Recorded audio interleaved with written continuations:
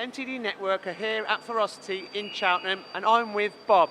Bob, this is an absolutely unbelievable assembly here. You've manufactured this from scratch and you've also designed it. We manufactured it with somewhat customer design, but also our own input as well. And yes, from design to concept. Now, how many components are in this complete assembly? Quite literally hundreds. And what kind of processes and operations are involved to manufacture something such as this? Well, the materials are quite special. They have to be electronically very inert. Otherwise it causes problems when they carry out their calibration of their physical tooling.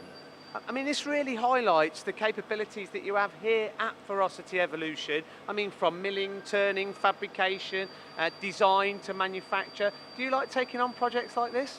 We like to do as much as possible. There isn't much we can't do, really. And for people looking at this component and thinking, blimey, you know, this is just my cup of tea, I need like something like this manufactured, how should they contact you? As soon as possible is the answer. And through your website? And through the website, of course.